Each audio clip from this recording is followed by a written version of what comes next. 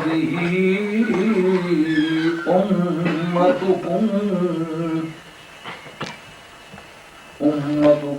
أمة واحدة وأنا ربكم فاعبدون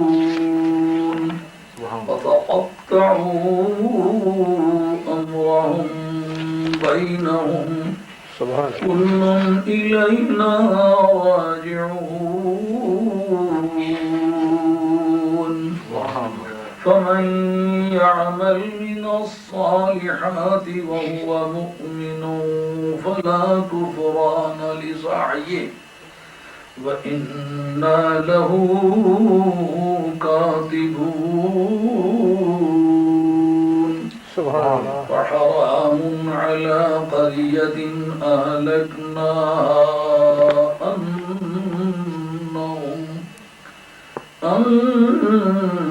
أنهم لا يرجعون حتى إذا فتحت يأجوج ومأجوج وهم من كل حدب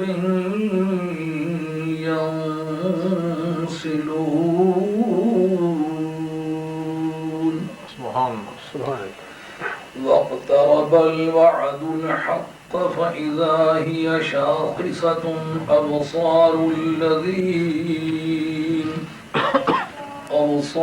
الذين كفروا يا ويلنا قد كنا في غفلة من هذا بل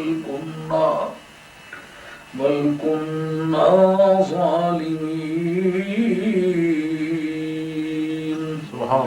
إنكم وما تعبدون من دون الله حصب جهنم أنتم لها واردون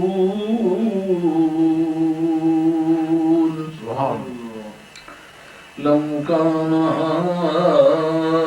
هؤلاء آلهة ما وردوها وكل فيها خالدون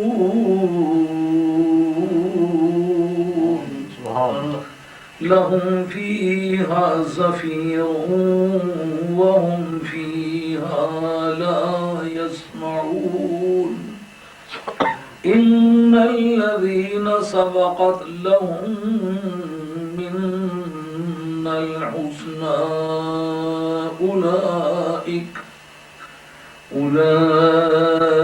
أولئك عنها مبعدون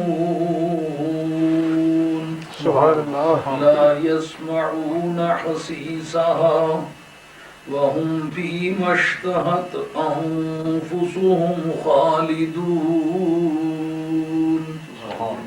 لا يحزنهم الفزع الأكبر وتتلقاهم الملائكة هذا يومكم الذي كنتم توعدون صدق الله مولانا العظيم وبلغنا رسوله النبي الكريم ونحن على ذلك من الشاهدين والشاكرين والحمد لله رب العالمين. حضرت حق جل وعلا شانہ وعز اسمہ وتم برہانہ ارشاد فرماتے ہیں ان هذه امتکم، واقعی تمہارا یہ دین جو ہے امتن واحدہ، یہ ایک ہی دین تھا. وَأَنَا رَبُّكُمْ فَاعْبُدُونَ، اور میں تمہارا خدا ہوں، میری پوجا کرو. وَتَقَطَّعُوا أَمْرَهُمْ، انہوں نے اپنے کام کو ٹکڑے ٹکڑے کر لیا، یعنی اپنے دین کو ٹکڑے ٹکڑے کر لیا. بینہم، آپس میں. کل الینا راجعون، ان میں سے ہر ایک ہماری ہی طرف لوٹ کے آنے والا ہے. فمن یعمل من الصالحات وهو مؤمن، جو آدمی اچھے کام کرے در آن حال کہ وہ صحیح العقیدہ ہے، فلا کفران لسعیہ، اس کی کوشش ناشکری کا شکار نہیں ہوگی، اس کی کوشش کو نظر انداز نہیں کیا جائے گا، اس کی محنت کو ٹھکرایا نہیں جائے گا، اس کی محنت رائے گاں نہیں جانے دی جائے گی۔ وَإِنَّا لَهُ كَاتِبُونَ، اور بے شک ہم خود اس کے اس تمام کام کی لکھت پڑھت خود کرتے ہیں۔ وَحَرَامٌ عَلَىٰ قَرْيَةٍ أَهْلَكْنَاهَا، ایسی بستی پر جس کو ہم نے خود ہلاک کیا ہے، یہ بات حرام ہے کہ وہ ہمارے پاس لوٹ کے نہ آئے۔ حرام سے مراد ناممکن ہے، جس بستی کو ہم نے خود ہلاک کیا ہے یہ اس کے لیے ممکن نہیں ہے کہ لوٹ ہی کے نہ ہمارے پاس آئے، نہیں، اس کو آنا پڑے گا۔ حتی اذا فتحت یأجوج و مأجوج، ان کو پتہ نہیں چلے گا اس وقت تک جب تک کہ یاجوج اور ماجوج کو کھول نہ دیا جائے۔ وَهُم مِّن كُلِّ حَدَبٍ يَنْسِلُونَ، اور وہ ہر بلندی سے لڑکتے ہوئے چلے آئیں گے، دوڑتے چلے آئیں گے۔ نسل، عربی زبان میں شیر یا ریچھ کی وہ جو پہلی جستیں ہوتی تیزی سے اٹھاتا ہے اس کا نام ہے نسلان، اس سے ینسلون ہے، دوڑتے ہوئے، تیزی سے دوڑتے ہوئے، ہر ڈھلوان سے، ہر اونچائی سے تیزی سے دوڑتے ہوئے اتریں گے۔ وَاقْتَرَبَ الْوَعْدُ الْحَقُّ، سچا وعدہ قریب ہو آیا ہے۔ فَإِذَا هِيَ شَاخِصَةٌ أَبْصَارُ الَّذِينَ كَفَرُوا، تو اچانک کیا دیکھیں گے کہ ان کی آنکھیں پتھرا کے رہ جائیں گی، ان کی آنکھیں اٹکی کی اٹکی رہ جائیں گی۔ پنجابی میں بھی استعمال ہوتا ہے، اردو میں بھی تاڑے لگنا، آنکھوں کا تاڑے لگنا، اردو ادب میں استعمال ہوتا ہے۔ بس اچانک کیا دیکھیں گے کہ آنکھیں تاڑے لگ جائیں گی، آنکھیں پتھرا کے رہ جائیں گی، آنکھیں ٹکٹکی باندھ کے دیکھتی رہ جائے گی، آنکھیں کھلی کی کھلی رہ جائیں گی، ان لوگوں کی جو کافر ہوتے ہیں۔ یا ویلنا، ہائے افسوس، صد افسوس، صد ہے ہماری زندگی پر، قد کننا فی غفلۃ من ھذا، اس بارے میں تو ہم غفلت میں مبتلا تھے، ہم تو غافل تھے، ہم تو یہ سمجھتے ہی ایسا ہونے والا ہے، بل کننا ظالمین، نہیں غافل نہیں تھے بلکہ اپنی جانوں پر ظلم کرنے والے، اپنے حق میں ظالم تھے۔ انکم وما تعبدون من دون اللہ حسب جہنم، بلا شک تم اور اللہ کو چھوڑ کے جن کی تم پوجا کرتے ہو یہ جہنم کا ایندھن ہے۔ انتم لہا واردون، اور تم نے اس میں خواہ جا کے واقع ہونا ہے، اس کے اندر وارد ہونے والے ہو، یعنی اس کے اندر تمہیں جا کے ہی رہنا ہے۔ لو کان ہؤلاء آلہۃ، اگر یہ لوگ معبود ہوتے تو ما وردوہا، تو وہ اس میں کبھی نہ جاتے، اس میں کبھی جا کے نہ گھستے، اس میں کبھی وارد نہ ہوتے، اس میں داخل نہ ہوتے۔ وَكُلٌّ فِيهَا خَالِدُونَ، اور ان میں سے ہر ایک اس کے اندر ہمیشہ رہنے والا ہے۔ لَهُمْ فِيهَا زَفِيرٌ، ان کی اس میں ایک چیخ ہوگی، یعنی دوزخ کے اندر جن کو گرا دیا جائے گا کوئی اور چیز سنائی نہیں دی جائے گی سوائے چیخ و پکار کے، ایک آہو فغا، نالا وعوی، آہو بکا۔ وَهُمْ فِيهَا لَا يَسْمَعُونَ، اور وہ اس میں اور کچھ بھی نہیں سن سکیں گے سوائے چیخ و پکار کے۔ إِنَّ الَّذِينَ سَبَقَتْ لَهُم مِّنَّ الْحُسْنَى، بے شک وہ لوگ جن کے ساتھ پہلے سے ہمارا اچھائی کا وعدہ ہو چکا ہوا ہے، اولئک عنہا مبعدون، وہ اس سے ہمیشہ کے لیے دور رہیں گے، وہ اس سے دور کیے جانے والے ہیں، وہ اس سے دور رہیں گے۔ لا یسمعون حسیسہا، اس کی آہٹ بھی نہیں سنیں گے، یعنی دوزخیوں کو جو مار پٹائی ہو رہی ہے، ایک تو ہے نا اس میں مبتلا ہونا، ایک ہے نا اس کو دیکھنا، اس کی آہٹ تک انہیں سنائی نہیں دے گی۔ وَهُمْ فِي مَشْتَهَتْ أَنفُسُهُمْ خَالِدُونَ، اور وہ ان چیزوں میں جو ان کا دل چاہے گا، जो उनके दिल चाहेंगे उन चीज़ों में हमेशा मसरूफ रहेंगे। ला यहज़ुनुहुमुल फ़ज़उल अकबर, जो सबसे बड़ी बेकरारी है उन्हें बेकरार नहीं करेगी। ला यहज़ुनुहुमुल फ़ज़उल अकबर, फ़ज़ा में बेकरारी, यानी जिस वक्त सूरह इसराफील फूंक दिया जाएगा और बंदे उठ के खड़े हो जाएंगे, कपड़े उतरे हुए होंगे और खौफ खुदाबंदी की वजह से आंखें नीचे की तरफ जा नहीं सकेंगी, इस कदर तमाज़त और हरारत गर्मी है क़यामत की।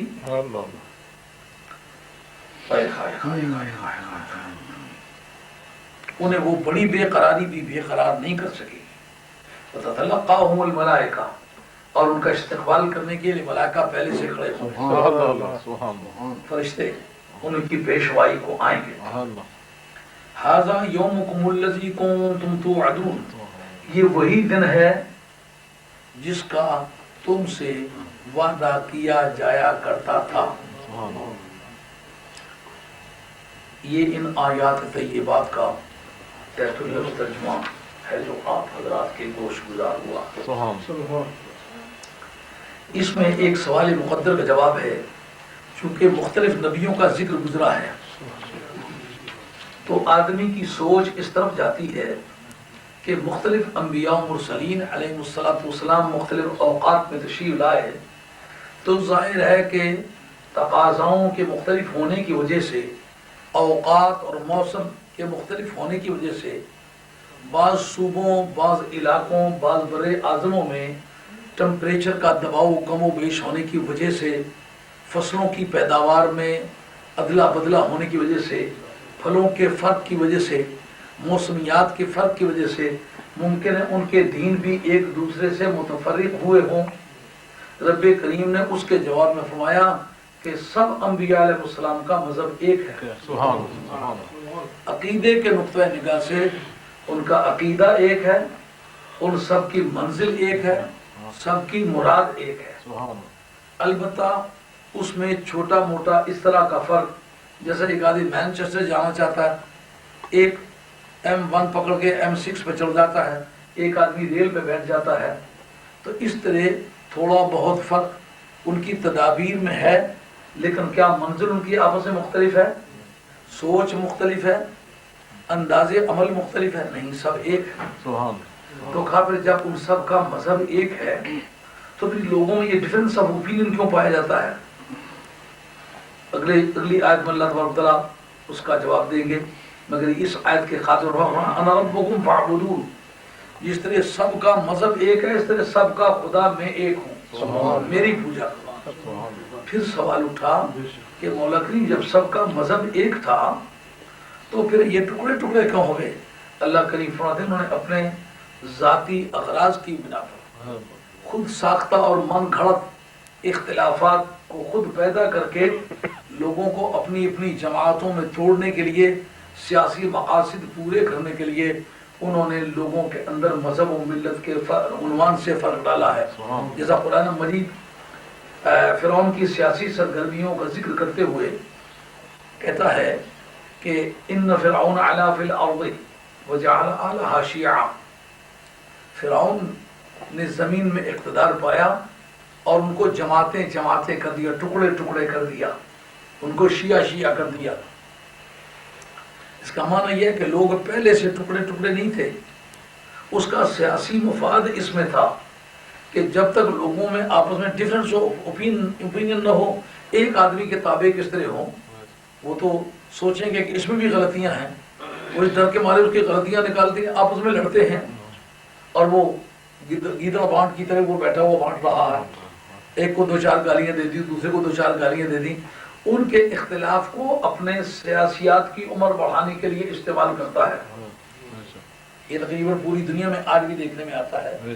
पूरी दुनिया में जहाँ उरियानियत बहुत पाई जाती है कि ना मर्दों पर कोई पाबंदी है ना औरतों पर कोई पाबंदी है, अच्छे कामों पर पाबंदी है, मस्जिद बनाओ तो मंजूरी लो, मदरसा बनाओ तो मंजूरी लो, उसके लिए कोई फंड इकट्ठा करो तो मंजूरी लो, लेकिन बेहयाई करना चाहो मंजूरी की कोई जरूरत नहीं है, चौक में खड़े होकर कर सकते हो।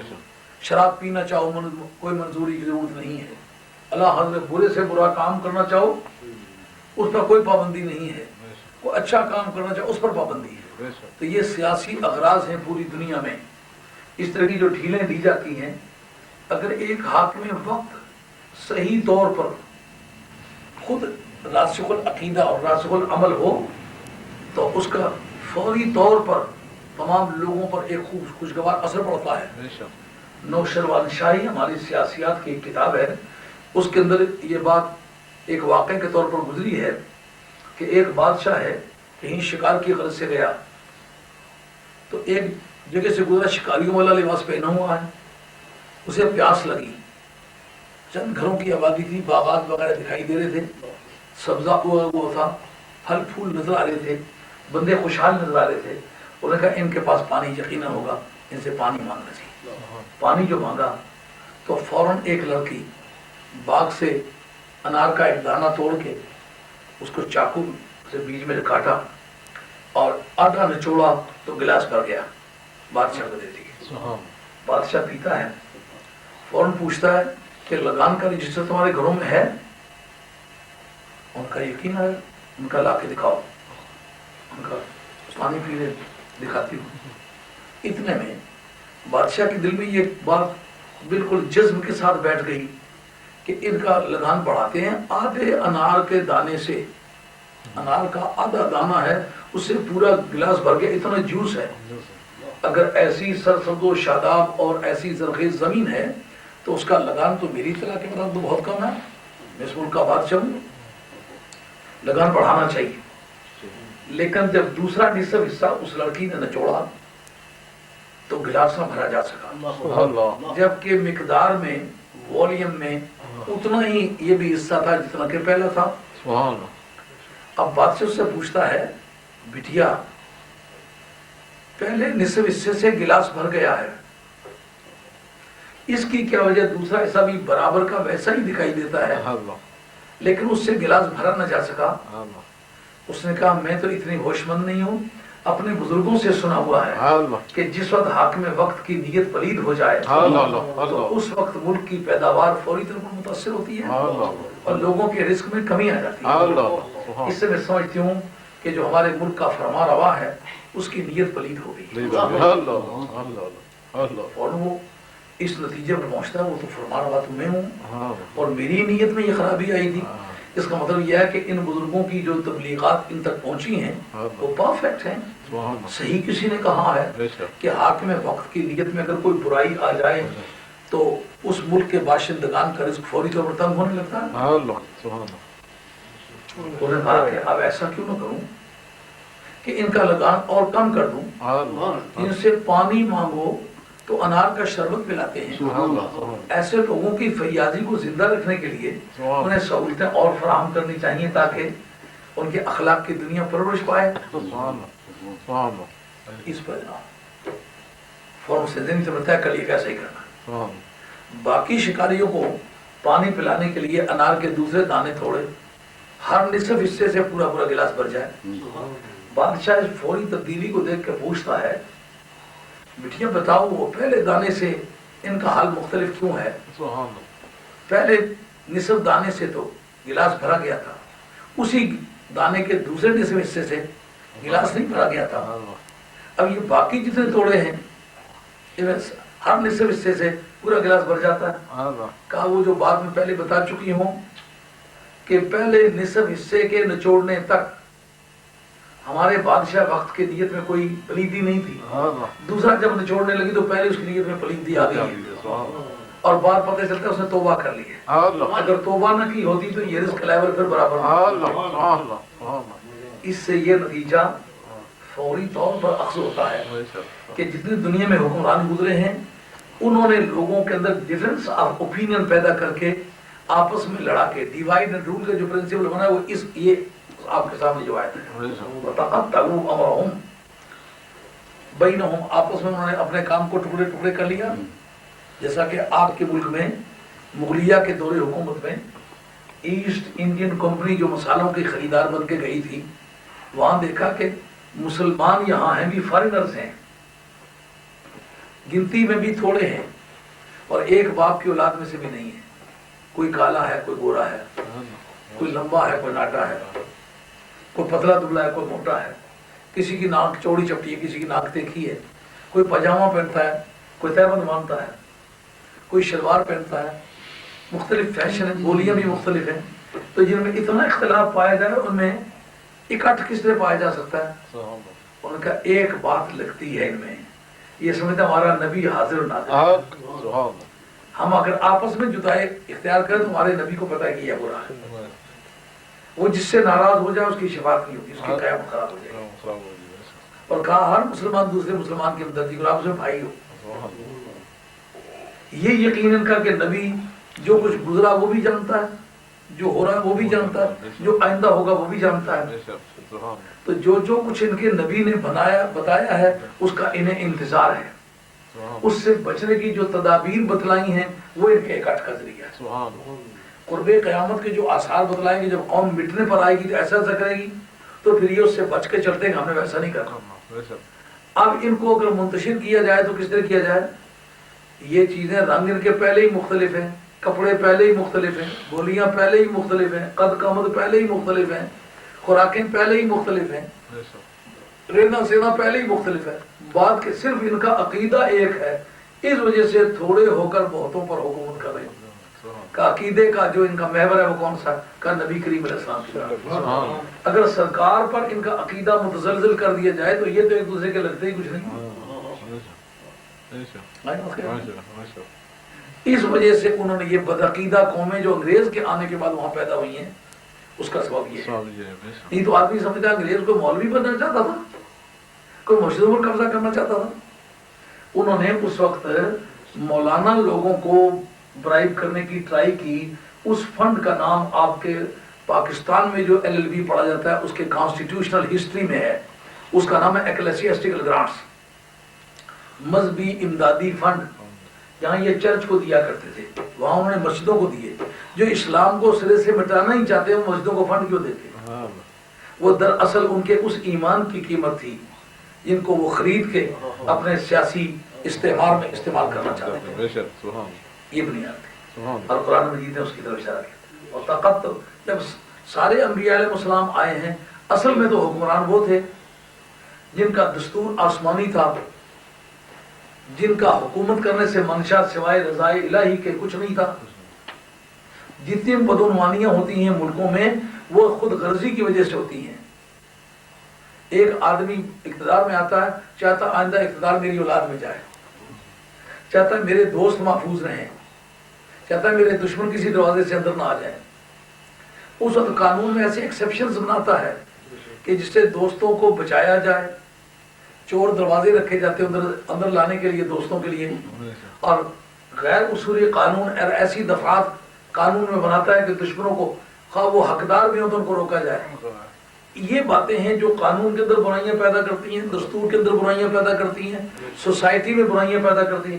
چونکہ نبی مکمل طور پر بے غرض شخص ہوتا ہے جو نہ کھانے پینے کا مشتاق ہوتا ہے، نہ خواہشات دنیاوی کا مریض ہوتا ہے، نہ ہوس اقتدار کا مریض ہوتا ہے، اللہ کی رضا کا طلبگار ہوتا ہے. اگر بوریے پر آئے تو نبی سوتا رہا ہے، نانے جویں آئے تو نبی کھاتا رہا ہے. موت قبول کرتا ہے لیکن خدا کی رضا کے خلاف کوئی کام نہیں کرتا. یہ وجہ ہے کہ نظام نبوت پرفیکٹ ہے اور غیر نظام نبوت جو ہے وہ کسی طرح پرفیکٹ نہیں ہو سکتا. یہ بنیاد بنی. وَتَقَطَّعُوا أَمْرَهُمْ بَيْنَهُمْ. اب بتاؤ قرآن مجید نے سیاسیات بیان کی ہے یہ نہیں؟ اس کے جو روٹس اس وقت میں نے ہندوستان کا ایک نقشہ بدلایا نا، بیروت میں آپ دیکھیں اس کی بھی یہی صورت ہے. آج سے 60 برس پہلے ایک گھر شیعہ کا نہیں ہے پورے ملک میں، ایک گھر وہابی کا پورے ملک میں نہیں ہے بیروت میں، اور سارے مسلمان ہیں. آج بیروت میں ایک گھر میں 3 4 مذہب ہیں. باپ یہودی ہے، ماں مسلمان ہے، حالانکہ مسلمان کو یہودی سے انکار نہیں ہو سکتا. پتہ چلا پہلے وہ بھی مسلمان ہی تھا، مختلف جگہوں سے فنڈ لینے کے لیے کوئی یہودی بنا، کوئی عیسائی بنا، کوئی. لیکن اب جو مسلمان رہنا چاہتے ہیں ان کو پھر کس نے فنڈ دیا؟ یا وہابیوں نے دیا یا شیعہ نے. اب سنیوں کے پاس تو فنڈ کوئی نہیں. اب سنیت اگر زندہ ہے تو صرف مدینے والی سرکار کے سارے. وہاں امریکن یونیورسٹی بنی ہے. اب اگر امریکہ میں یونیورسٹی بنی ہو پھر تو سمجھ آتی ہے بیروت میں کیوں بنی. بیروت کو کیا تکلیف تھی؟ اب وہ یونیورسٹی درسے جو ہے وہ ایک کرسچینٹی کی نرسری، اس میں تمام پورے ملک میں جتنے اعلیٰ تعلیم یافتہ ہیں سب وہاں کے پڑھے ہوئے. مجھے خود پاکستان میں بیروت کے سروس سے ملاقات کا اتفاق ہوا. میں نے کہا وہ ایک مسلمانوں کا ملک ہے. انہوں نے کہا مسلمانوں کا ملک تو نہیں ہے، وہ تو سیکولر اسٹیٹ ہے، وہ سب کا ہے. جب پوچھا تمہارا نام کیا، تمہارے باپ کا نام، اس کا کرسچن ہے نا، باپ کا بھی مسلمان نام ہے. انہوں نے کہا یہ وہاں لائبرٹی ہے. اس کا مقصد یہ ہے کہ سیاسی مقاصد کے لیے لوگ مذہب چھوڑ کے دوسرے مذاہب کی طرف جا رہے ہیں. تو یہ مذہبی افراتفری پھر ہوئی کیوں؟ سیاسی مقاصد کے لیے. پوری دنیا میں جو مسلمانوں کی عبادت کو ٹکڑے کرنا چاہتے ہیں تو ان کے مکان تو نہیں بدلے، ان کے عقیدے بدلے ہیں. یہ تکلیف ہے جس وجہ سے ہم شور کرتے ہیں عقیدہ مت بدلو. اگر مسلمان رہنا چاہتے ہو، مسلمانوں کی قومی حیثیت کو قائم رکھنا چاہتے ہو، عقیدہ برقرار. سمجھ آئیے بات؟ یہ 20 سال سے سر دھن رہا ہوں تو لوگ سمجھتے شاہ صاحب عقیدے پر بہت زیادہ زور دیتے ہیں، باقی باڈی تو نہیں بدلتے. عقیدہ بدل جائے تو پھر مسلمان نہیں رہتا. اس مقصد کے لیے لوگوں نے یونیورسٹیاں بنائی ہیں، کالجز بنائے ہیں اور کئی چانسز دیے ہیں. اب اس ملک میں آپ دیکھتے ہیں ہر سکول میں، ہر کالج میں، ہر یونیورسٹی میں، اسکول میں شاید میں نہ صحیح کہتا ہوں، میں نے جو کالج دیکھے، یونیورسٹیز دیکھی ہیں، ان میں ہر ایک جگہ اسلامک سینٹر ہے. اب یہ قوم اسلام کو مٹانا ہی چاہتی ہے تو اسلامک سینٹر کیوں ہے؟ اس کی بھی بنیاد یہی ہے. وہ ایک ایسا اسلام اس کو دینا چاہتے ہیں جس کا نام ہی اسلام ہو، باقی کام اسلام سے کچھ ہو. جس میں مرزا جی بھی ایک نبی معاذ اللہ صلی اللہ علیہ وآلہ اس میں وہ مرزا جی کو بھی مسلمان کے نام سے متعارف کرایا جاتا ہے. اسلامک سینٹر اس طرح ہے. اس میں تمام دنیا کے بدعقیدہ لوگ جو کہتے ہیں یہ قرآن مجید اصلی قرآن مجید نہیں ہے. اصلی قرآن مجید وہ تھا جو حضرت علی مرتضیٰ پر لانے کے لیے لایا گیا تھا، لیکن وہ کہیں گم ہی ہو گیا ہے. یہ اصلی قرآن مجید ان کو بھی مسلمان کے نام سے متعارف کرایا ہوں. تو یہ سیاسی مقاصد اس کے پیچھے ہیں جو مسلمان کا عقیدہ خراب کرتے ہیں. اب دیکھیں ایک آدمی نبی پاک علیہ الصلوۃ والسلام کے بارے میں یہ رائے قائم کر لے کہ سرکار کے بعد اگر 2 4 10 نبی بھی آ جائے کوئی فرق نہیں پڑتا. اس میں ویٹ میں فرق آئے گا. اس کے وہ کپڑے جو صبح کے وقت پورے تھے اس وقت اسے نہیں پورے آئیں گے. جس جاب پہ بیٹھ کے کام کرتا تو وہاں سے اسے کوئی نکالے گا. جن روڈوں پر اپنی گاڑی چلاتا ہے منع کرے گا اسے. اس کو سارے وہی کپڑے، وہی بیوی، وہی بچے، وہی خاندان، وہی حالات. لیکن اب وہ ہے کیا؟ اب وہ مسلمان قوم کا ممبر نہیں ہے، مسلمانوں کے کام نہیں آ سکتا.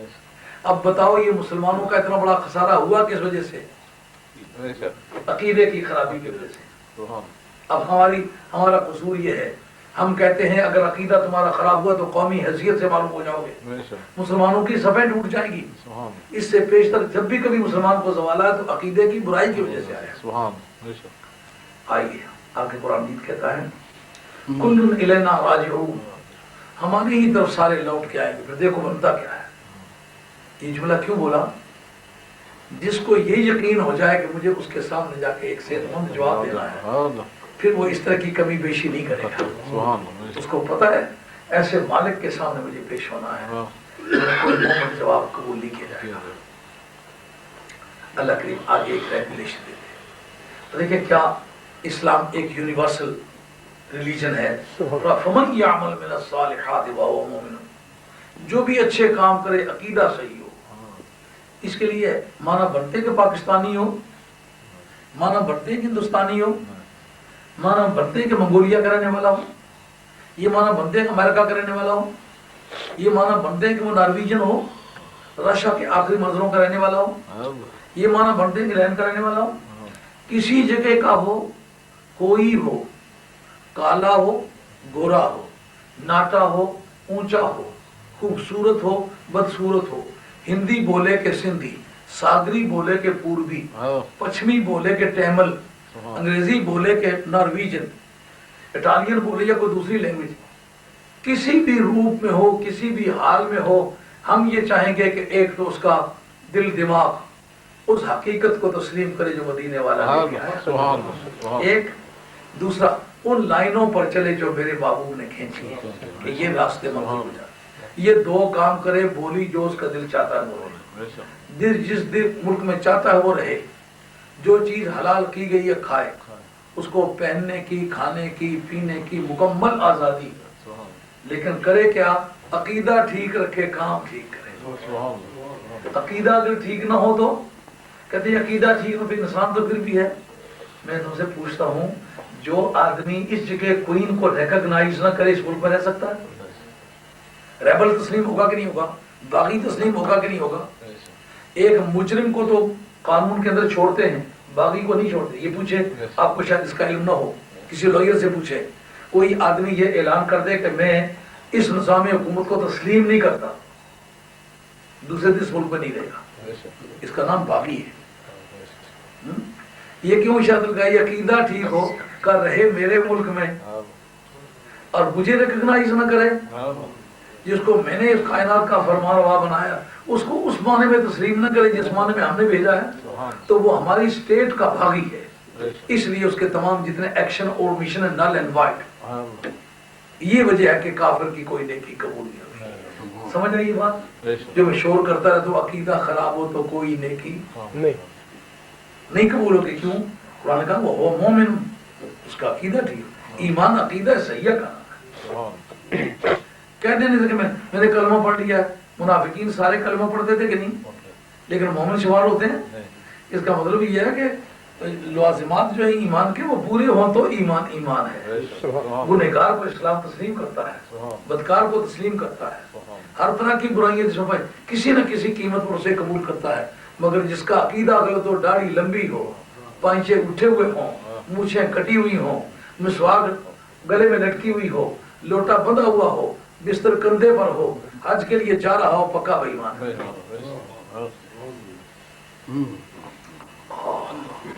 کس کا ایکسپریس پروویژن میں پروردگار نے یہ بات واضح کی، فَمَن يَعْمَلْ مِنَ الصَّالِحَاتِ وَهُوَ مُؤْمِنٌ فَلَا كُفْرَانَ لِسَعْيِهِ۔ جو آدمی عقیدہ صحیح رکھ کے کام ٹھیک کرے، اس کی محنت کو رائگان نہیں جانے دیا جائے گا، اس کی کوششوں کو نظر انداز نہیں کیا جائے گا۔ وَإِنَّا لَهُ كَاتِبُونَ، اور ہم اس کے خود تحریر کرنے والے ہیں۔ حالانکہ ان علیکم لحافظین کراما کاتبین یعلمون ما تفعلون، ایک ہے اصالتاً اور ایک ہے وکالتاً، جیسا کہ قرآن مجید کہتا ہے قل یتوفاکم ملک الموت الذی وکل بکم، تمہیں مارتا ہے ملک الموت، اور دوسرے مقام پر اللہ یتوفی الانفس حین موتها، اللہ مارتا ہے خود جب ان کی موت کا وقت آئے۔ یعنی اس فرشتے کا مارنا رب ہی کا مارنا ہے، کیونکہ رب نے اس کو معمور کیا ہے۔ اب سرکار کا دینا رب کا دینا کہ سرکار نے معمور کیا ہے۔ سرکار کا معلوم کر دینا رب کی طرف سے معلومی ہے، کیونکہ سرکار کو ہی دینے پر لگایا ہوا ہے۔ واللہ یؤتی وانما انا قاسم۔ اب دیکھو یہاں شرک نہیں لازم آیا نا، یہ مولا کریم تو مارتا ہے کہ ملک الموت مارتا ہے؟ ایک آدمی کہا ملک الموت مارتا ہے، ایک میں کہا میں مارتا ہوں۔ اب تو بھی مارتا ہے، یہ بھی مارتا ہے، شرک ہے کہ نہیں؟ میں کہا اگر اپنی طرف سے یہ مارتا ہوتا پھر ہی شرک ہوتا، جب میں نے مارنے کی توفیق سے دی تو پھر شرک نہیں ہے۔ اسی طریقے سے حضور بھی غیب جانتے، رب بھی غیب جانتا ہے، پر شرک کیوں نہیں ہے؟ کہا سرکار اپنے طور پر غیب جانتے ہوتے تو شرک ہوتا، یہ غیب جاننے کی توفیقیں میں نے عطا کی ہیں، اس لیے شرک نہیں۔ رب بھی نور ہے، سرکار بھی نور ہے، اب شرک کیوں نہیں ہے؟ رب خود سے خود نور ہے، سرکار اللہ تعالیٰ کے بنائے ہوئے نور ہیں۔ اگر سرکار اپنے سے خود نور ہوتے پھر شرک ہوتا، اگر رب نے ان کو نور بنایا تو پھر شرک آئے گا۔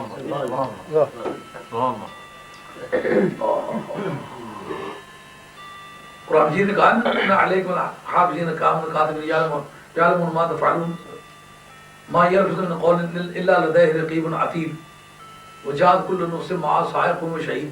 یہ سب فارمیں ہیں نا شہادت کی، وہ لکھتے ہیں نا، لیکن رب یہاں کہتا ہے میں خود لکھتا ہوں۔ اب شرک کیوں نہیں ہے؟ ان کا اصالتاً میں لکھتا ہوں، وکالتاً وہ لکھتے ہیں۔ جب میرا مختار لکھے تو اس کا لکھنا پڑھنا میرا لکھنا پڑھنا ہے۔ جیسا ان الذین یبایعونک انما یبایعون اللہ اللہ فوق ایدیہم، اے پیارے جو تجھ سے بیعت کرتے ہیں وہ تجھ سے نہیں کرتے، مجھ سے کرتے ہیں۔ سبحان اللہ۔ جو سرکار کا منکر پروردگار کا منکر ہوا نا، جب ان کا دینا اس کا دینا تو پھر اس کا انکار بھی اسی کا انکار ہے۔ قرآن کہتے ہیں وَحَرَامٌ عَلَىٰ قَرْيَةٍ أَهْلَكْنَاهَا أَنَّهُمْ لَا يَرْجِعُونَ، یہ کسی بھی بستی کے لیے حرام ہے کہ جس کو ہم نے ہلاک کی. یہ حرام ایسے مطلب ناممکن ہے کہ وہ ہمارے پاس لوٹ کے نہ آئے، اس کو لوٹ کے آنا پڑے گا.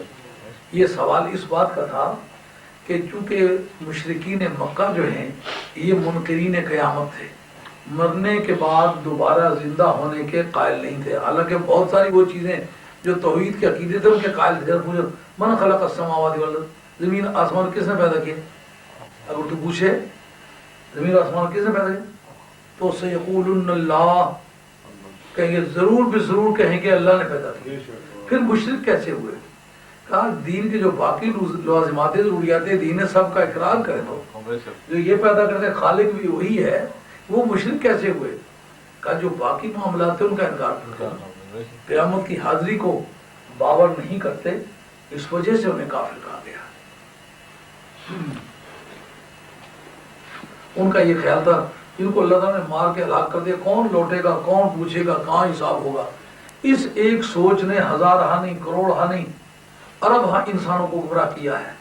جس کا یہ یقین ہو مجھے پیش ہونا، میں دوبارہ زندہ ہوں گا، مجھے جواب دینا پڑے گا. اس کنسیپٹ سے آدمی کی روزانہ کی زندگی کو بریک لگ جاتی ہے. ہزاروں کام کرنا چاہتا ہے لیکن ڈر جاتے ہوئے نہیں کرتا.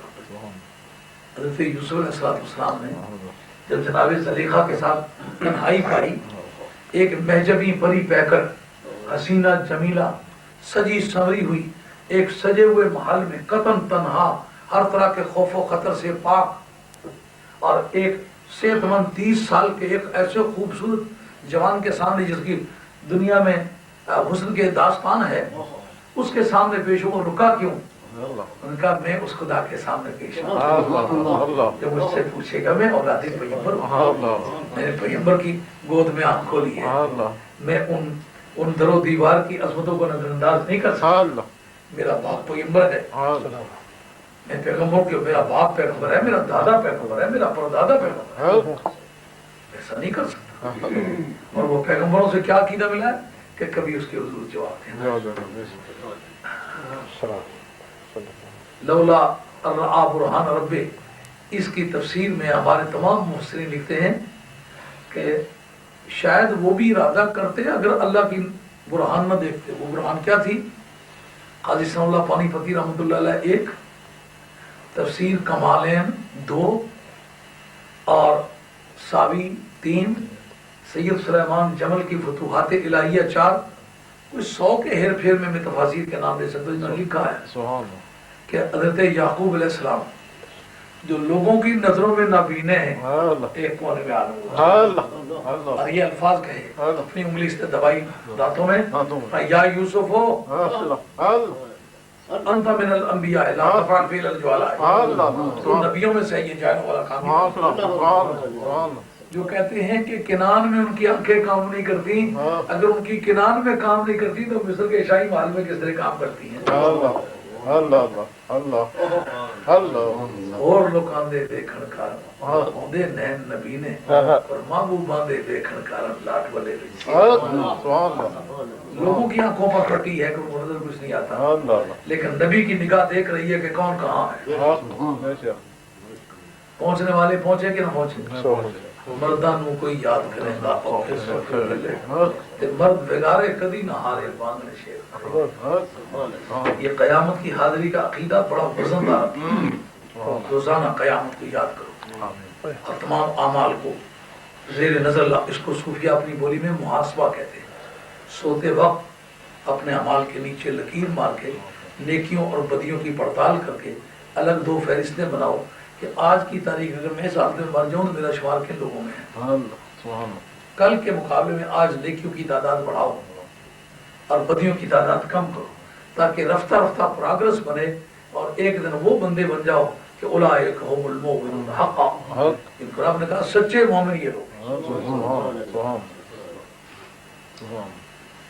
اللہ کے حتی اذا فتحت یاجوج و ماجوج، یہ لوگ سنبھلیں گے نہیں حتیٰ کہ یاجوج ماجوج کو کھول دیا جائے. یہ یاجوج اور ماجوج یہ 2 برادریاں ہیں انسانی قبائل کی، اور یہ شمال مشرقی علاقوں میں पहाड़ों की वजह जो काकेशिया के पहाड़ हैं, इनकी पिछली तरफ इनकी आबादी थी। और तारीख़ इंसानी बतलाती है कि इनका काम ताकत व ताराज, लूट घसूट, लोगों को मारना, बंदों को कच्चा खा जाना, उनकी बोटियां उनके बदन से जुदा करके खा लेनी, बंदों को भून भून के जिंदा आग में रख के उनको उनके कबाब बना के खा लेने, कुछ का कुछ करना। ये किसी ज़ाब्ते, आइन और दस्तूर के पाबंद नहीं थे। बड़े बड़े शाजोर अगर बैल को भी इतने ठोकर मारे 10 गज के फासले पर जाके गिरे, इतने थे वजनी जवान। उनका काम लूट मार करके ले गए, 4-6 महीने खाया, फिर 4-6 महीने बाद वापस आ गए। तो वक्तन फवक्तन लोग इनके खौफ से परेशान रहते और आए दिन अपनी जान और माल को खतरे में पाते। किसी ज़माने में ईसा अलैहिस्सलाम की विलादत से गालिबन 214 बरस पहले, बिफोर क्राइस्ट, 214 में दीवार चीन एक मशहूर है जो आज के जोग्राफिया में उसका वजूद मिलता है, मौजूद है। ये 1500 मील की लंबाई की है और गालिबन 30 फुट इसकी ऊंचाई है और 10 फुट इसकी मोटाई है और 1500 मील इसकी लंबाई है। चाइना लोग जो हैं इनसे खौफ महसूस करते थे, तो उनके एक बादशाह ने हिम्मत करके कि ये 1500 मील लंबाई की एक दीवार बनाई थी, इसका नाम रखा दीवार चीन, ताकि उस तरफ से उनका दाखिला बंद हो जाए। उधर समुद्र के ऐसे मकामात पर जहाँ पहाड़ उसको रोकते हैं और वो पहाड़ काबिल अबूर नहीं है, उनके साथ उसको अटैच किया, उधर दूसरे पहाड़ों के साथ अटैच किया, ताकि हमारे तिजारती वसाइल तो बेशक मुनक़ते हो जाए, लेकिन हमें ये ख़तरा जो है ये कभी पेश ना आ सके। उधर से तो आना जाना इनका बंद हुआ। लेकिन दरमियान में दो सूरतें थी, जिसको बैर अक्सर भी कहते हैं और बैर अबीज़ भी कहते हैं। अंग्रेज़ी में उसको कैस्पियन सी कहते हैं, जो आप देखते होंगे कि ईरान के शिमाल मशरकी शिमाल मगरबी कोने पर शिमालन जुनूबन एक मुस्ततील झील फैली हुई है, इसका नाम है कैस्पियन सी। इसको बैर अक्सर कहने की एक वजह यह है, अक्सर कहते हैं छोटी आंखों वाले को। इसके दोनों साइलों पर जो सोसाइटी आबाद, उनकी आंखें बहुत छोटी छोटी और उनके चेहरे जो हैं जैसे ढाले नहीं होती, चौड़ी चौड़े चेहरे और छोटी छोटी नाकें और बारीक बारीक आंखें। तो बारीक आंखों वालों की कसरत है, इसलिए समुद्र का भी नाम बैर अक्सर, छोटी आंखों वाला।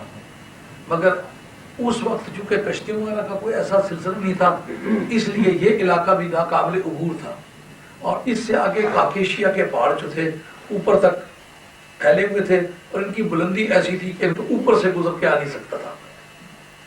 आगे एक दर्रा था जो उधर ये जो बैर अस्वद है, जिसको ब्लैक सी कहते हैं, ये जो आपके यहाँ समुंदर है इस्तांबुल जिसके किनारे पर है, और पुराना कस्तंतुनिया जिसका नाम था, कॉन्स्टेंटिनोपल ने जिसकी बुनियाद रखी थी। यानी कभी ये यूनान का ग्रीक का बादशाह था, तो वहाँ से चल के इसने इधर आके ये जगह बनाई थी। और वहाँ एक पुल बांधा था कि जिस पुल से पार निकलो तो यूरोप है, और उधर चले जाओ ईरान की तरफ, तुर्किया की तरफ, तो वो एशिया है। यानी एशिया को और यूरोप को आप उसको अंग्रेजी में कहते हैं नेबुकदनेस्सर, बुख्त नसर। ये ईसा अलैहिस्सलाम की विलादत से 602 बरस पहले पैदा होकर गालिबन 562 बिफोर क्राइस्ट, यानी कोई 157 वर्ष के हेर फेर में इसकी उम्र गुजरी है। ये आदमी बेबीलोनिया का, बाबुल जिसका नाम है, शहर बाबुल जहाँ हारूत और मारूत लटके हुए हैं, ये इसका कैपिटल था, यहाँ का ये बादशाह था। इसने अगले पिछले इलाके काट कूट के अपनी हुकूमत बड़ी बना ली थी। इसी आदमी ने उस अपने दौरे हुकूमत में, यानी ईसा अलैहिस्सलाम की विलादत से कोई 500-600 वर्ष पहले, इस आदमी ने हैकले सुलेमानी जो था उसको तबाह किया था। इन बैतुल मक़दस शरीफ को इसने तबाह किया था और इसको गंदगी से लेप दिया था। और इसके अंदर जो पाए गए हुए सोने चांदी के बर्तन थे, तो सुलेमान अलैहिस्सलाम के ज़माने में तो उनकी बादशाही भी थी, जिन्नात भी उनके कब्जे में थे, मोती जवाहरात, उन्होंने ऐसे अजायबात और नवादिरात वहाँ रखे हुए थे। اس کی خوبصورتی کے لیے وہ بھی اٹھا کے یہاں لے آیا تھا، اور اسی طرح اس نے یہودیوں کو پکڑ کے یہاں سے جلا وطن کیا اور وہاں جا کر کے بیبلونیا میں بھیڑ بکریوں کی طرح عوام میں تقسیم کر دیے، 2 تو لے جا، 3 تو لے جا، اور ان کے اوپر ایسے نشانات لگا دیے جو غلام ہونے کو ظاہر کرے، ان کو مکمل طور پر غلام بنا دیا گیا۔ اور اس زمانے میں جناب دانیال علیہ السلام یہ پیغمبر تھے، یہ بھی ان قیدیوں میں تھے کہ ان کو بھی غلام بنانے کی اس نے ناپاک تدبیر کی تھی۔ کبھی انہوں نے یہ خواب دیکھا تھا جو دانیال کی کتاب میں موجود ہے کہ ایک مینڈا انہوں نے دیکھا جس کے اوپر 2 سینگ ہیں، اور وہ نکلتا ہے تو وہ میڈیا وغیرہ کو بھی فتح کرتا ہے اور اس علاقے کو فتح کرتا ہے اور ان کو آسائش ملتی ہے، سکون ملتا ہے۔ انہوں نے پھر اس خواب کی تعبیر کی کہ کوئی بادشاہ ایران میں اقتدار میں آئے گا کہ جو میں نے ذکر کیے ہیں ان علاقوں کو فتح کرے گا، اور فتح کرنے کے بعد ہمیں آزادی دلائے گا۔ اس کو سائرس کہتے ہیں، سائرس، انگریزی میں اس کو سائرس کہتے ہیں، SERUS، سائرس، اور اردو فارسی میں سائرس اس کو کہتے ہیں۔ سائرس اقتدار میں آیا۔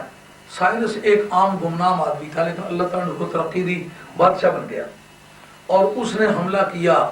اس کی دل میں یہ خیال آیا کہ یہ جو کوئی صوفی قسم کے لوگ ہیں، درویش ہیں، ان کو اس نے پکڑ کے گرفتار کیا ہوا ہے، اس نے نیبوکڈنیزر نے، بختنصر نے، اس کو مارنا چاہیے۔ اس کو مار کے ان کو آزاد کیا اور ان کو کہا کہ اب آپ کو دوبارہ ہیکل سلیمانی تعمیر کرنے کی اجازت ہے، ہیکل سلیمانی تم تعمیر کرو، اور جتنے نوادرات اور عجائبات تمہارے لوٹ کے یہ لایا تھا واپس کرتا ہوں۔ ان کو پھر مکمل آزادی فراہم کی، اور جناب دانیال علیہ السلام کو مکمل تبلیغی حقوق دیے کہ آپ خدا کی طرف سے اگر اپنے آپ کو پیغمبر سمجھتے ہیں تو اس کی تبلیغ کرے، آپ کو میرے ملک میں تبلیغ کی اجازت ہے۔ تو پھر یہی آدمی مختلف، یہی وہ آدمی ہے جس نے کبھی سفر کیا تھا، سورج جدھر غروب ہوتا اس طرف اور جدھر سے طلوع ہوتا اس طرف، یہ لمبی تفصیلات اس میں نہیں جاتا، یاجوج ماجوج کے ساتھ جو حصہ متعلق وہ عرض کرتا ہوں۔ یہ 3 سفر اس کے مشہور ہیں۔ اس کو ذوالقرنین ہمارے محققین نے کہا ہے۔ یہ جو سکندر دوسرا ہے نا، مقدونیہ والا، جو جس کا جو یہ ارسطو جس کا وزیر تھا، وہ نہیں ہے، اس لیے کہ مقدونیہ کا رہنے والا جو سکندر تھا، Alexandra the great, Alexandra the great جس کو کہتے ہیں نا، یہ مقدونیہ کا رہنے والا تھا۔ تو یہ گریک کا بادشاہ تھا۔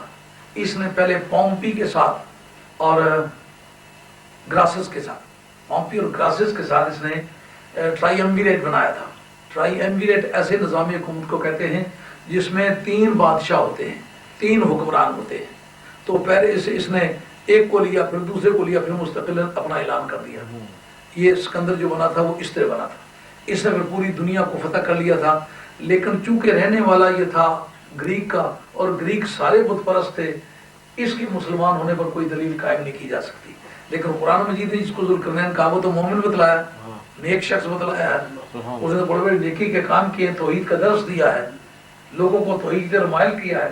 اس سکندر کے متعلق تاریخ نہیں بتلاتی کہ اس نے کبھی اسلام کا نام بھی لیا ہے یا کسی آسمانی دین کا یہ تابع بھی تھا، بلکہ اس نے سب کو مٹا مٹو کے تو دنیا میں جتنے بھی کام کیے، مثلا آپ کے جیل میں راجہ پورس کے ساتھ اس کی جنگ ہوئی ہے، لیکن اس کے اندر بھی جو لکھا پڑا ہوا ہے وہ یہی بتاتا ہے کہ اس کا کوئی دین و ایمان نہیں تھا سوائے بادشاہی کے، اس کا کوئی مشن نہیں تھا۔ اس سے پوچھا کہ پورس سے جنگ کیوں کرتے ہیں؟ انہوں نے کہا تاج و تخت کے لیے کرتا ہوں۔ انہوں نے کہا اور کوئی آپ کا مذہبی اختلاف؟ انہوں نے کہا میں مذہب کا ماننے والا ہی نہیں ہوں، تو اختلاف کیا ہے؟ تو یہ ظاہر ہے کہ اسکندر تو اس ذوق کا آدمی ہے۔ یہ سائرس تھا، وہ ذوالقرنین اس کو کہ 2 سینگوں والا، ان کو چونکہ دانیال علیہ السلام نے 2 سینگوں والا اس کو خواب میں دیکھا تو اس کی یہ تعبیر کی۔ بعد میں 1938 میں استخر ایک جگہ ہے جو اس کا دارالخلافہ رہا ہے سائرس کا، وہاں سے ایک پتھر کا پتلا دریافت ہوا تھا جس پر سائرس لکھا ہوا تھا اور اس کے سر پہ 2 سینگ بتلائے ہوئے تھے۔ اس کا مطلب یہ ہے کہ وہ کوئی تاج اس طرح کا پہنتا تھا جس کے اوپر 2 سینگوں کا نقشہ تھا، تو وہ اسی وجہ سے وہ پہنتا تھا کہ دانیال علیہ السلام نے اس کو عالم خواب میں 2 سینگوں والا دیکھا۔ یہ جس وقت یا کاکیشیس کے علاقے میں، تو ان لوگوں نے کہا کہ یہ سورہ کہف میں گزر چکا ہے، غالباً سورہ کہف کی آیت نمبر 94 میں یہ بحث گزری ہے۔ انہوں نے کہا ہم آپ کی مالی طور پر امداد کریں گے، سامان کی امداد کریں گے، آپ کوئی ایسی دیوار یہاں بنا دیں کہ یہ ہر سال ہر آئے دن ہمارا ستیہ ناش کر کے چلے جاتے ہیں، ان کو کسی طرح روکے۔ انہوں نے کہا نہیں، جو کچھ اللہ نے مجھے دیا ہوا ہے اس کی موجودگی میں مجھے تم سے کوئی لینے کی حاجت نہیں۔ اس نے پھر ایسا کیا کہ یہ 50 میل لمبائی کی ایک دیوار اس درے کے درمیان بنائی، دونوں پہاڑوں کے درمیان، جب یہ 29 فٹ اونچائی کی ہے اور 10 فٹ چوڑائی کی ہے، یہ موٹائی کی، اور لمبائی اس کی 50 میل ہے، لمبائی 50 میل ہے، اونچائی اس کی 29 فٹ ہے، اور اس کی جو موٹائی ہے وہ 10 فٹ ہے۔ اس کو لوہے کی چادریں ڈال کے دھوکنی سے انہیں گرم کرو، جب وہ بالکل آگ کی طرح ہو گئی، اس وقت پگھلا ہوا تانبا لے کے اس پر ڈالا تو وہ ایک ایسی دیوار بنائی۔ اس کا ذکر پروردگار قدر کہ ابھی تک وہ اسی طرح بند ہیں، ان کی آمد، یہ منگولیا کے برادری کے لوگوں میں سے ہیں، لیکن ان کی حیثیت بڑی مختلف ہے پوری سوسائٹی سے، تو وہ پوری دنیا کے ساتھ ان کا رابطہ نہیں ہے۔ اور آج لوگوں کے ساتھ جو دنیا رابطے کر رہی ہے، آج کے رابطے میں وہ بتاتے ہیں موجودہ کے جغرافیہ دان کہ لوگوں سے رابطہ نہیں کر سکے، کہ ان کے اندر انسانی صفات نہیں ہے، اگر ان کے قریب جائیں تو سوائے درندوں کے پکڑ کے کھا لینے کے اور کچھ نہیں ہے، تو ان کی وہاں وہ زندگی گزر رہی ہے۔ رب کہتا ہے ان کو ہوش نہیں آئے گی جب تک کہ وہ یاجوج ماجوج نہیں آتے، لیکن یاجوج ماجوج کے آنے کے بعد پھر توبہ کا سلسلہ ختم ہو جائے گا، پھر یہ مخلوق کے خاتمے کا زمانہ ہوگا، اس سے پہلے پہلے توبہ کرو۔ اب سمجھ آئیے یاجوج ماجوج کی بیکگراؤنڈ میں کیا ہے۔ جب اللہ کی قدرت سے وہ دیوار پھٹ جائے گی تو پھر ہر بلندی سے، ہر اونچائی سے وہ دوڑتے ہوئے نیچے اتریں گے۔ اقترب الوعد الحق فاذا هي شاخصة ابصار الذين كفروا۔ اچانک وعدہ جب اللہ تعالیٰ کا قریب آ گیا، یعنی قیامت قریب آ گئی، تو دیکھیں گے کہ کفار کی آنکھیں پتھرا کے رہ جائیں گی، کہیں گے سچ مجھ وہی بات ہوئی، جو سنتے تھے ہوگی، ہم کہتے تھے نہیں ہوگی، بس وہی چلی ہے۔ لیکن مومنوں کی آنکھیں، ان کا کہ ساری زندگی اسی انتظار میں گزاری ہے، قیامت کا دن نبی پاک کے دیدار کا دن ہے۔ ہائے ہائے ہائے ہائے، قیامت کا دن، ان کی زیارت کا دن، امتی تیری قسمت میں لاکھوں سلام۔ یہ تو خوش ہوگا کہ قیامت آ گئی ہے، قیامت کا دن تو اس کے لیے خوشی کا باعث ہے، اور مرنے والا خوشی کرتا رہا۔ حضرت بلال حبشی رضی اللہ تعالیٰ کے بارے میں امام قاضی ایاز صاحب رحمۃ اللہ علیہ نے کتاب الشفا فی تعریف حقوق المصطفیٰ جلد دوئم کتاب المحبت، اس کے اندر صحابہ کے نمونے جو پیش کیے ہیں سرکار کی محبت کے باب میں، کہ سرکار سے صحابہ محبت کیسے کرتے تھے، ان میں یہ ریفرنس بھی کوٹ کیا ہے کہ آپ کی اہلیہ پاس بیٹھ کے کہتی ہے کہ واہ حسرتا ہو یا بلال، بلال افسوس سے مر رہے ہو تم، کہا لا تقولی واہ حسرتا ہو، یہ مت کہو کہ اے بلال افسوس سے مر رہے ہو، تو کیا کہوں، کہا واہ حسنتا ہو یا بلال، مبارک ہو بلال مر رہے ہو۔ کہا مرنے والے کو کوئی مبارک بات کہے، پہلے تو اس کا کوئی اگزامپل نہیں ہے، تو کہتے اور کسی کو نہ کہیے، مجھے کہو، کیوں، کیونکہ لأنی القا محمد صلی اللہ علیہ وسلم، مدتیں بیتی ہیں سرکار سے بچھڑا، یہ زندگی راستے کی رکاوٹ بن گئی ہے،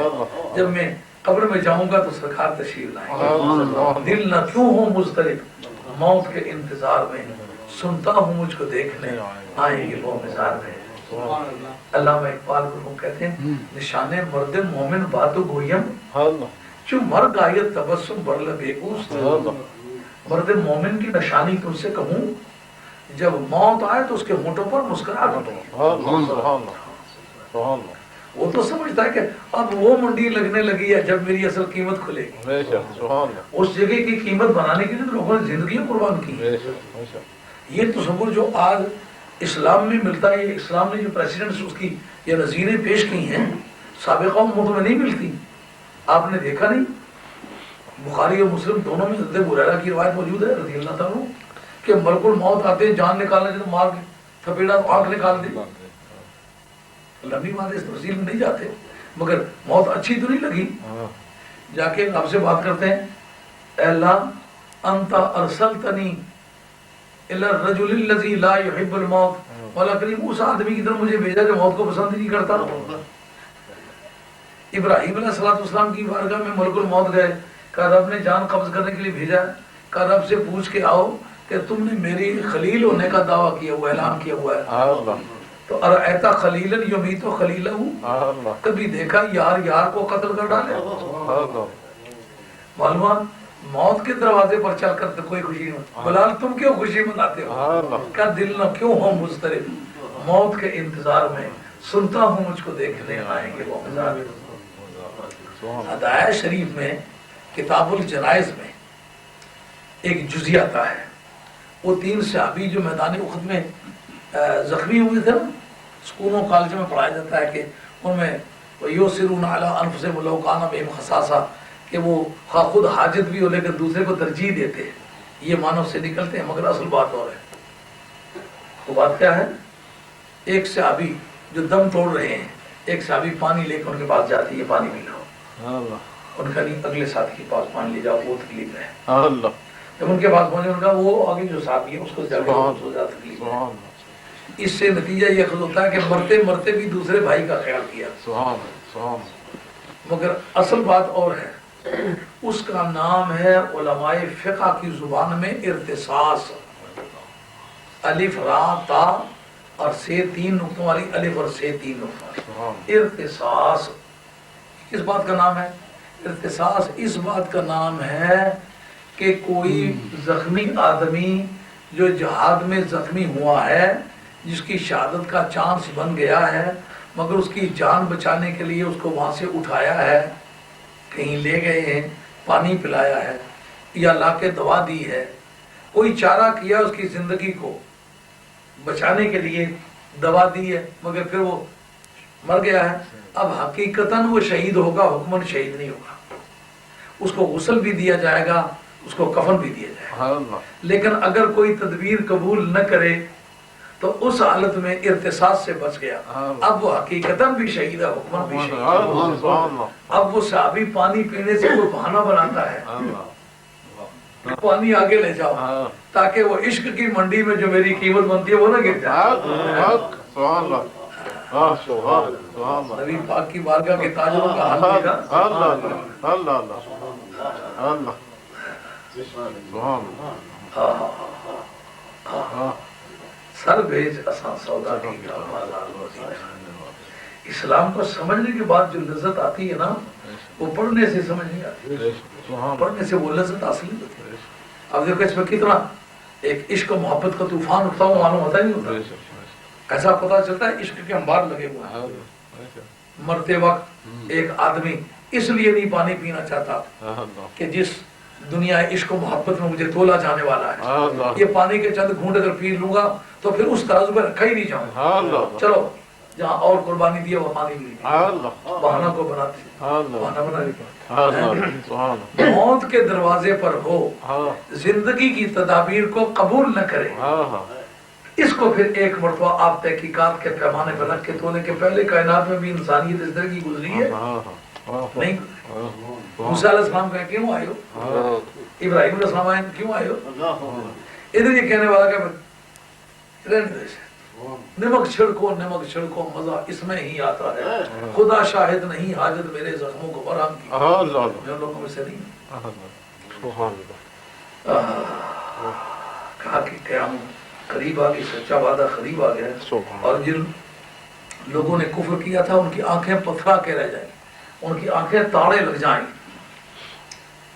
اور کہ بول اٹھیں گے ہائے حیف صد حیف، ہم تو اس بارے میں غفلت پڑے ہوئے تھے، نہیں ہم نے تو اپنی جانوں پر ظلم کیا ہے۔ یہ تھا آج کا پیغام، اللہ تعالیٰ قبول فرمائے، اللہ میرا اور آپ کا خاتمہ سچے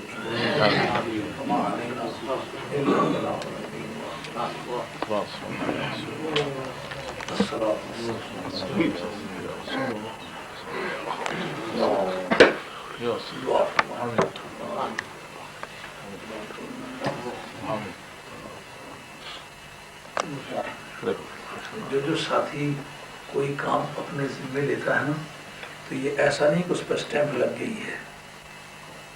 مثلا ایک آدمی سے کہا میں برتن یا بشو کے دھو لوں گا، جس تاریخ وہ نہیں دھو سکے گا اس کو تو کہے گا آپ بندوبست کریں، ہم خوشی سے کریں گے، اس کا وہ شکریہ ادا کریں جو کرتا رہا۔ یہ ٹی وی ہے کوئی لگاتا ہے کوئی بجھاتا ہے، جب تک وہ خوشی سے کر سکتا ہے ٹھیک ہے. یہ تو دین کے کام ہے، اس میں رضاکارانہ طور پر بڑھ بڑھ کے کام کرو. یہ خطرہ نہیں محسوس کرنا کہ میرے ذمہ ہی پڑ جائے گا، نہیں. جب ہم نہیں تھے تو کون کرتا تھا؟ پھر بھی کوئی بندگان خدا تھے نا. جب ہم نہیں ہوں گے تو پھر بھی تو کوئی کرے گا. ہماری خوش نصیبی ہے کہ ہمیں کچھ وقت موقع ملا ہے. اور دیکھو یہ مجھے کسی نے تو پابند نہیں کیا درس دو، مگر میں نے یہ درس دیا ہے، اس میں میرا اپنا ذاتی نفع ہے کہ نہیں ہے؟ اگر یہ وقت میں ویسے ہی گزار دیتا مجھے کیا ملتا؟ اب میں خدا کی بارگاہ میں اس کی رحمت کا امیدوار. جتنے دوستوں نے سنا ان کے عقیدے صاف ہوئے، جو بیان کرنے والے ساتھی میرے بھی ہاتھ پر بیان کریں. الحمدللہ کوئی کچی بات میں نے نہیں بیان کی، جان دل چاہتا بیان ذمہ وار بات کروں اللہ کے فضل. تو یہ سب پورا پھیل رہا ہے دین. یہ میرے فائدے کی بات ہے، میرے نقصان کی بات ہے. ایسا تو نہیں میں اس ڈر سے نہ کروں کہ میرے ذمہ کوئی ڈال دے گا. اگر ذمہ کوئی ڈالے گا مجھے قتل تو نہیں کرے گا، اگر ذمہ بھی ڈالے گا تو اچھی بات ہے. تو آپ نے اللہ سے قائم دائم رکھے اور خاتمہ سچے دین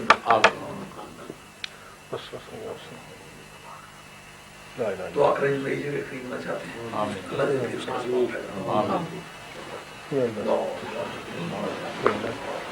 کا